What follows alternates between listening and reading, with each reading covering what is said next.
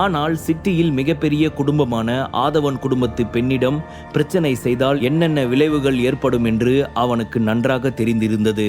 ஹேமந்த் ஆழ்ந்த குரலில் சரனை பார்த்து, சரணண்ணா, எனக்கு எப்படியாவது அவனோட உசுறு வேணும். என்னை அசிங்கப்படுத்தின விக்ரம மட்டும் ஏதாவது பண்ண நீங்க எனக்கு ஹெல்ப் பண்ணனா அந்த 10 பில்லியன் ப்ராஜெக்டை நான் உங்க கூட ஷேர் பண்ணிக்கிறேன். அது மட்டும் இல்ல, விக்ராந்த் மகேந்திராவையும் இங்க வர சொல்லுங்க. மகேந்திரா குடும்பத்தோட பிளாக் செக்யூரிட்டிஸையும் இங்க வர சொல்லுங்க என்று சொன்னான் ஹேமந்த். ஹேமந்திற்கு ஆதரவாக 7 ஸ்டார் சேர்மன் கோவர்தன் அங்கு வரப்போகிறார். 7 ஸ்டார் குரூப்ஸும் ஆதவன் குடும்பத்தின் செல்வாக்கிற்கு ஓரளவிற்கு இணையானவர்கள்தான். ஆதவன் குடும்பத்தைப் போலவே அவர்களுக்கும் பின்பலம் இருக்கிறது. 7 ஸ்டார் குரூப்ஸிற்கும் ஆதவன் குடும்பத்தால் நிறைய உதவிகள் கிடைத்திருக்கிறது. அதன் காரணமாகவே அவர்கள் ஆதவன் குடும்பத்தை சேர்ந்த சுபிக்ஷாவை அவர்கள் அவமதிக்காமல் ஓரளவிற்கு மரியாதையுடனே நடத்தினார்கள். சரண் தன்னை எதிர்த்து பேசியதை சுபிக்ஷாவால் அவ்வளவு சுலபமாக எடுத்துக்கொள்ள முடியவில்லை. சுபிக்ஷா மேலும் அவனிடம் தன் கோவத்தை மிரட்டலாக வெளிப்படுத்தினாள். சரண், உன்னால இது நம்ப முடியாதுதான், ஆனாலும் நீ நம்பிதான் ஆகணும். உன்னை சுட்டுத்தல்ல இப்பவே என் செக்யூரிட்டிஸ்க்கு நான் ஆர்டர் கொடுக்கிறேன் என்றாள் சுபிக்ஷா. சரணிற்கு அவள் நடத்தைகள் ஒன்றும் விளங்கவில்லை. அவளை இந்த விஷயத்தில் தலையிட வேண்டாம் என்று சொல்லியும் சுபிக்ஷா அதை மீறுவது சரணை பொறுமை இழக்க செய்தது. ஆதவன் குடும்பத்தை சேர்ந்தவள் என்ற மரியாதைக்காக மட்டுமே அவளிடம் இவ்வளவு நேரம் பணிந்து பேசிக் கொண்டிருந்தான். ஆனால் விக்ரமிற்காக அவள் செய்யும் பிடிவாதம், சுபிக்ஷாவின் பிடிவாதம் அவள் மீது இருக்கும் மரியாதையை அவளே கெடுத்துக்கொள்ளும் வகையில் இருந்தது. நேரம் போக போக மோதல் நீடித்து கொண்டேதான் இருந்தது. இதற்கிடையில் அதையெல்லாம் பார்த்து கொண்டிருந்த விக்ரம் எரிச்சல் அடைந்தவனாய் சுபிக்ஷாவை பார்த்தான். மா சுபிக்ஷா, நீ என்ன காப்பாத்த வந்தன்ற பேர்ல இன்னமும் பிரச்சனையை பெருசு பண்ணிக்கிட்டு இருக்க. நீ வித்த வேலை காட்டினது போதும். தயவு செஞ்சு உன் ஆட்களை கூட்டிக்கிட்டு இங்கிருந்து கிளம்பு. சல்லி பயிலுங்க, இவங்களை நான் பார்த்துக்கிறேன். சற்று நேரம் அமைதியாக இருந்த விக்ரம் இப்படி பேசுவதைக் கண்டு ஹேமந்திற்கு இன்னும் அதிகமாய் அவன் மேல் வெறி வந்தது.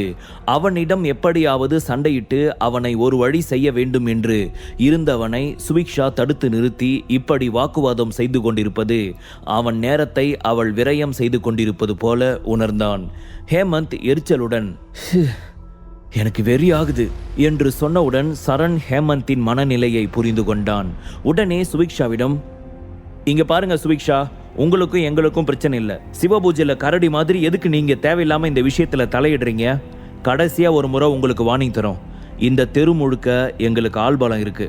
நாங்க என்ன சொன்னாலும் தட்டாம அப்படியே கேட்பாங்க. அவங்கள நாங்க யூஸ் பண்ணிக்கிற மாதிரி நீங்க நடந்துக்காதீங்க. முதல்ல தேவையில்லாம குழப்பத்தை உண்டு பண்ணாம போயிடுங்க.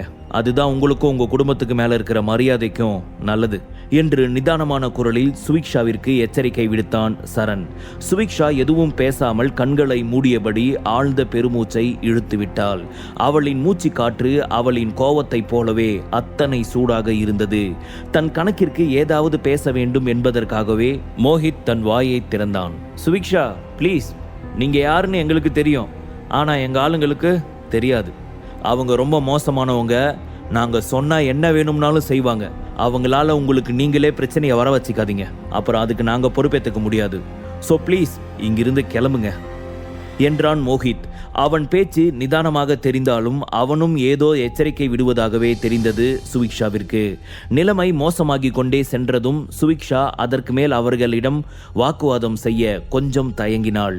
சரண் குடும்பத்தை சேர்ந்தவர்களிடமிருந்து இந்த மரியாதை குறைவை கொஞ்சமும் அவள் எதிர்பார்த்திருக்கவில்லை. விக்ரம்காக எந்த அளவிற்கு வேண்டுமென்றாலும் போவாள் என்ற நிலையில் இருந்தவளுக்கு இந்த அவமரியாதை ஒரு ஏமாற்றத்தையே தந்தது. ஆனால் விக்ரமை இந்த நிலைமையில் விட்டு செல்ல உண்மையிலேயே அவளுக்கு மனமில்லை. அதனால்தான் விக்ரம் அவளை அத்தனை வெறுப்புடன் பேசியும் அவள் அந்த இடத்தை விட்டு நகராமல் அவனுக்காக போராடி கொண்டு இருந்தாள். அவனை எப்படியாவது காப்பாற்றியாக வேண்டும் என்ற எண்ணத்துடன் தான் 6-7 பாடிகார்ட்ஸை அழைத்து கொண்டு அங்கு வந்திருந்தாள். ஆரம்பத்தில் சரண் குடும்பத்தினர் அவர்களை பார்த்து பயந்தார்கள். ஆனால் இப்போது அவர்கள் அவளுக்கு அசரவில்லை. நிலைமை மோசமானதால் அந்த சூழலை சமாளிப்பது கொஞ்சம் சிரமம்தான். அது எப்படியாக இருந்தாலும் அவள் விக்ரமை அப்படியே விட்டுவிட்டு செல்வதாக இல்லை. அவள் தயக்கம் பலமாய் மாறியது.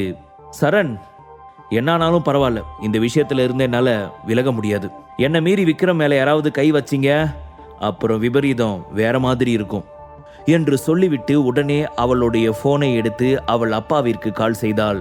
ஹலோ ஹலோ அப்பா, சீக்கிரமா நம்ம செக்யூரிட்டி கார்ட்ஸை சிலர் அனுப்புங்க. ஆமா ஆமா, நான் இங்க கசாலி பில்டிங்ல தான் இருக்கேன். இங்க நடக்கிறது எதுவுமே சரியில்லைப்பா என்று சொல்லி போனை வைத்தாள். அவள் நடவடிக்கை அத்துமீறி போய்க் கொண்டிருப்பதாக உணர்ந்த அவர்கள் நடக்கப் போகும் தீவிரத்தை நினைத்து கொண்டிருந்தார்கள். அந்த இடமே சட்டென பரபரப்பாக மாறியது போல் உணர்ந்தார்கள். அதே சமயம் விக்ரமிற்காக சுபிக்ஷா ஏன் இந்த அளவிற்கு தீவிரத்தை ஏற்றுக்கொள்கிறாள் என்பது புரியாமல் முழித்து கொண்டிருந்தனர். ஆதவன் குடும்பத்தை சேர்ந்த சுபிக்ஷா அவள் அப்பாவிற்கு கால் செய்து ஆட்களை அனுப்ப சொல்லி விக்ரமை காப்பாற்றும் அளவிற்கு விக்ரமிற்கு இருக்கும் பவர் என்ன என்பது தெரியாதது போல் குழப்பமடைந்தனர். மோஹித் மற்றும் சரண் இருவரும் இங்கு என்னதான் நடக்குது என்பதை போல் ஒருவரை ஒருவர் கண்களை சுருக்கியபடி பார்த்து கொண்டனர். சுபிக்ஷா செல்வாக்கை வெளிப்படுத்தும் விதமாக பேசிக் கொண்டிருந்தாள். நீங்க என்ன நினைச்சிட்டு இருக்கீங்க? நீங்க எல்லாம் ரொம்ப கிரேட்னு நினைக்கிறீங்களா? இல்ல நீங்க ஹெல்ப் பண்ணணும்னு நினைக்கிற இவர் தான் பெரிய ஆளுன்னு நினைக்கிறீங்களா? இதோ இன்னும் கொஞ்ச நேரத்துல ஆதவன் குடும்பத்தை சேர்ந்த ஒரு படையே இங்க வருது. அப்போ தெரியும் யாரு பெரியவங்க அப்படின்னு என்றாள் சுபிக்ஷா. தீவிரத்தை நினைத்த சரண், இங்க பாருங்க சுபிக்ஷா, நீங்க ரூல்ஸை பிரேக் பண்ணிட்டு இருக்கீங்க என்று சொன்னவன், சுபிக்ஷாவை இங்கிருந்து வெளியே கூட்டிட்டு போங்க, இந்த விக்ரம தீர்த்து கட்டணும் என்று தன் பாடிகார்ட்ஸிற்கு உத்தரவிட்டான். சுபிக்ஷா இன்னும் கொஞ்ச நேரம் அங்கு இருந்தாலும் அவனால் நிலைமை கட்டுப்படுத்த முடியாது. முதலில் அவளை அங்கிருந்து அனுப்பிவிட்டால் பிறகு விக்ரமை சுலபமாய் தாக்க முடியும் என்று நினைத்தான்.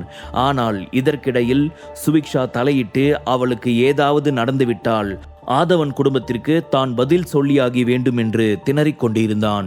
அந்த நேரத்தில் சுமார் 30 பாடிகார்ட்ஸ் தங்களின் துப்பாக்கிகளை விக்ரமை நோக்கி குறிவைத்தனர். இன்னும் 20 அடியாட்கள் அவனை தாக்க தயாராக இருந்த நிலையில் அங்கிருந்த அனைவரும் அதிரும் அளவிற்கு பில்டிங்கிற்கு வெளியே பயங்கரமான புல்லட் சத்தம் கேட்டது. அந்த சத்தத்தை கேட்டதும் ஒரு மூலையில் ஒதுங்கி இருந்த சுரபிக்கு தூக்கி வாரி போட்டது. சட்டென சுரபியின் பக்கம் பார்வையை திருப்பிய அவன், பயப்படாத என்பது போல் தலையை அசைத்தான். அந்த நேரத்தில் அவன் பார்வையின் அரவணைப்பு அவளுக்கு ஆறுதல் அளித்தது. சரணிற்கு ஒன்றுமே புரியவில்லை. இங்க என்ன நடக்குது? வெளியே என்ன புல்லட் சத்தம் கேட்கிற போல இருக்கு. அங்கிருந்த எல்லோருக்கும் அதிர்ச்சிதான். திடீரென கருப்பு நிற உடை அணிந்த பாடிகார்ட்ஸ் ஓடி வந்து அந்த இடத்தையே சுற்றி வளைத்தனர். அனைவரும் அவர்களின் மேனேஜர் விக்ரமிற்காக அங்கு வந்திருந்தனர். அவர்களை கண்டதும் சரண் திக்குமுக்காடி போனான்.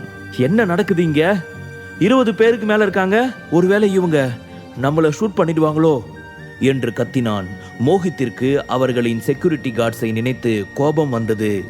அவங்க 20 பேருக்கு மேல இருக்காங்க. நீங்க எல்லாரும் என்ன பண்ணிட்டு இருக்கீங்க? 100 கன்ஸ் இருக்கு. உங்களால அவங்கள சுட முடியாதா என்று ஆத்திரத்துடன் கத்தினான். சார், நாங்க நிறைய ட்ரை பண்ணோம், ஆனாலும் அவங்கள ஒன்றும் பண்ண முடியல. அவங்க ரொம்ப புத்திசாலித்தனமா எங்களை சமாளிச்சுட்டு உள்ள வந்துட்டாங்க என்று ஒரு செக்யூரிட்டி கார்டிடமிருந்து பதில் வந்தது. அவர்களை கடிந்து கொண்ட சரண் சந்தேகத்துடன் விக்ரமை பார்த்தான்.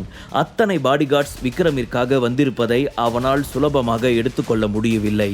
அதை உறுதி செய்யும் விதமாக அங்கிருந்த சதீஷ் விக்ரமை பார்த்து, மிஸ்டர் விக்ரம் என்று அழைத்ததும் சரணின் சந்தேகம் அதிகரித்தது. என்னது, இங்க இருக்கிறவங்க எல்லாம் உன் ஆளுங்களா? ஆமா, நீ யாரு என்று விக்ரமின் பக்கம் பார்வையை குவித்தபடி கேட்டான் சரண். விக்ரம் சேரில் இருந்து ரொம்ப கூலாக எழுந்தான். அவன் உடல் தோரணையும் மனநிலையும் எப்போதும் போல் இயல்பாய் இருந்தது. அஜயை அழைத்து சண்டையை முடித்துவிட்டு வருமாறு சொன்னான். மோஹித் செக்யூரிட்டி கார்ட்ஸிடம், சீக்கிரம் போங்க, அவனை பிடிச்சு கட்டுங்க என்று உத்தரவிட்டான். சரணும் விக்ரமை பிடிக்கும்படி அவர்களை வலியுறுத்தினான். அந்த இடமே ஒரே ரன்னிங் அண்ட் சேசிங் என்பது போல்தான் இருந்தது. சற்று நேரத்தில் அங்கு நடக்கும் பரபரப்பை உணரும் போதுதான் விக்ரம் ஒரு சாதாரண ஆள் இல்லை என்பதை அவர்களால் புரிந்து கொள்ள முடிந்தது. மோஹித்திற்கு கீழ் இருந்த நூற்றுக்கணக்கான ஆட்களால் கூட விக்ரமிற்காக வந்திருந்த பாடிகார்ட்ஸை தடுத்து நிறுத்த முடியவில்லை. அவர்கள் அந்த அளவிற்கு திறன் படைத்தவர்களாகவும் பலமானவர்களாகவும் இருந்தார்கள். சரண் மற்றும் மோஹித்தின் சிந்தனை, ரெஸ்டாரண்ட் அவங்களோட கட்டுப்பாட்டுக்குள்ள இருக்கும்போதே விக்ரமுடனான பிரச்சனையை சரி செய்ய வேண்டும் என்றும், இன்னும் கொஞ்சம் தாமதமானால் நிலைமை இன்னும் மோசமானதாகிவிடும் என்றே இருந்தது. அந்த ரெஸ்டாரண்டில் மோஹித் மற்றும் சரணின் கட்டளையின் கீழ் 30 பாடிகார்ட்ஸ் இருந்தனர். மோஹித் அவர்களை பார்த்து கண்களை சிமிட்டினான். அதற்கேற்றாற்போல் அவர்களின் கண்களில் ஏதோ ஒரு வலிமை தெரிந்தது. அவர்கள் எல்லோரும் ஏற்கனவே சோல்ஜர்களாக இருந்தவர்கள். உடனடியாக தாக்குதலை நடத்த வேண்டும் என்று நினைத்தவர்கள் விக்ரமை நோக்கி துப்பாக்கியை திருப்பினார்கள். விக்ரம் ஏதாவது செய்ய துணிந்தால் அவனை உடனே சுட்டுவிடவும் அவர்கள் தயாராக இருந்தனர். அங்கு ஒன்றும் நடக்காதது போல் இயல்பாய் நின்று கொண்டிருந்த விக்ரம் அவர்களின் நடவடிக்கைகள் அத்துமீறுவதை கண்டதும் அவர்களை நோக்கி எகிரி பாய்ந்தான். அவனின் அத்தகைய சீற்றத்தை யாரும் எதிர்பார்த்திருக்கவில்லை. விக்ரமின் அந்த திடீர் சீற்றத்தை கண்டுகொள்ளாமல் பார்த்து கொண்டிருந்த Subiksha, wow, what a power!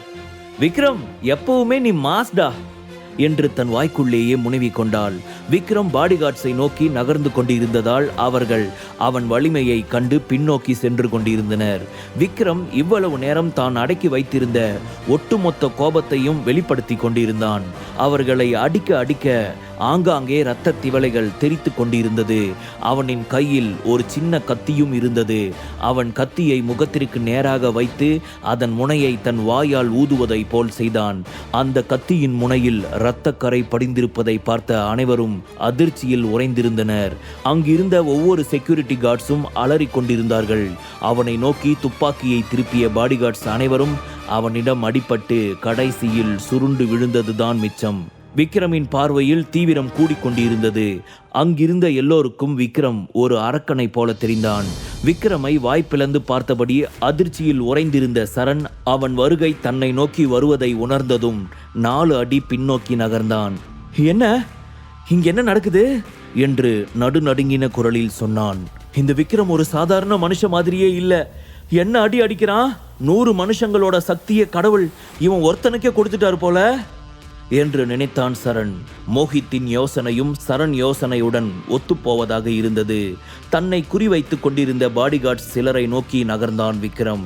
அவனிடமிருந்து விலக முயற்சித்து அவர்கள் தோற்றதுதான் மிச்சம்.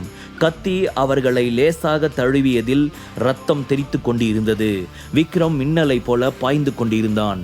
அங்கிருந்த ஒவ்வொருவரும் என்னை விட்டு ப்ளீஸ் என்றபடி கதறிக்கொண்டிருந்தனர்.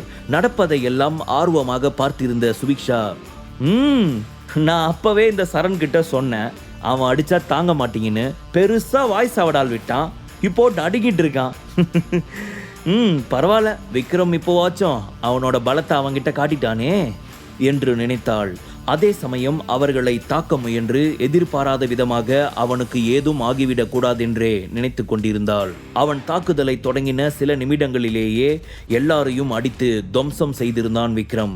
சரணின் பாடிகார்ட்ஸ் எல்லோரும் தரையில் சுருண்டு கிடந்தனர். விக்ரமின் அத்தகைய வலிமையை கண்டு சுபிக்ஷாவினால் அவனை பெருமையாக நினைக்காமல் இருக்க முடியவில்லை. வாட் அ ஸ்ட்ராங் மேன் என்று அவனின் ஒவ்வொரு செயலுக்கும் காம்ப்ளிமெண்ட்ஸ் கொடுத்து கொண்டிருந்தாள். நிஜமாவே அவன் இந்த சிச்சுவேஷனை ரொம்ப ஈஸியாக ஹேண்டில் பண்ணியிருப்பான். நிஜமா அவனுக்கு என் உதவி தேவைப்பட்டிருக்காது என்று நினைத்து விக்ரமை பற்றி புரிந்து கொண்டாள். சரண் பக்கம் இருந்த பாடிகார்ட்ஸ் அனைவரும் சாதாரணமானவர்கள் அல்ல. ஆனால் விக்ரமின் முன் அவர்களே தோற்று போனார்கள். நானும் விக்ரமை கொஞ்சம் சுலபமா எடை போட்டுட்டேன் தான் போல. அவன் நார்மல் மனுஷ மாதிரியா ஃபைட் பண்றான், ஏதோ விசித்திரமா இருக்கான் என்று சுபிக்ஷா தனக்குள் நினைத்து கொண்டாள். மேலும் அவள், நான் சூஸ் பண்ண இந்த விக்ரம் ரொம்ப சரியா இருக்கான், எனக்கு பயங்கரமா மேட்ச் ஆகுறான். அவனை பத்தி விவரிச்சு சொல்ல வார்த்தையே இல்லை, சும்மா சொல்லக்கூடாது. அவனோட ஒய்ஃபும் ரொம்ப ஸ்ட்ராங்கா இருக்கா என்று நினைத்து ஆச்சரியப்பட்டு கொண்டிருந்தாள்.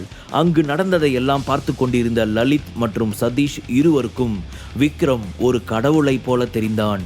சுந்தர் குடும்பத்தினர் இவ்வளவு பெரிய மனுஷனை உருவாக்கி உள்ளார்கள் என்பதும் அதனால்தான் அவர்கள் நிம்மதியாக இருக்கிறார்கள் என்பதும் அவர்களுக்கு புரிந்திருக்கும். அங்கிருந்த அத்தனை பேரும் விக்ரமை வியந்து பார்த்து கொண்டிருக்க விக்ரமின் காதல் மனைவி மட்டும் சும்மா இருப்பாளா என்ன? சுரபி விக்ரமின் வீரத்தை கண்டு மனம் நெகிழ்ந்து கொண்டிருந்தாள். விக்ரம் இருக்கும் வரை சுரபிக்கு எந்த அசம்பாவிதமும் நடக்க விட மாட்டான். அவள் அருகில் இருந்தாலே போதும். அவள் எதை பற்றியும் கவலைப்பட தேவையில்லை. சுரபியின் உலகமே அவன்தான். விக்ரமின் கேரக்டர் தான் சுரபிக்கு பிடித்து போன ஒன்று. அவனின் அத்தகைய குணநலன்களுக்கும் சுரபி பெருமை கொண்டிருந்தாள். முழு கதையையும் கேட்டு மகிழ பாக்கெட் FM ஆப்பை டவுன்லோட் செய்யுங்கள். லிங்க் டிஸ்கிரிப்ஷனில் கொடுக்கப்பட்டுள்ளது.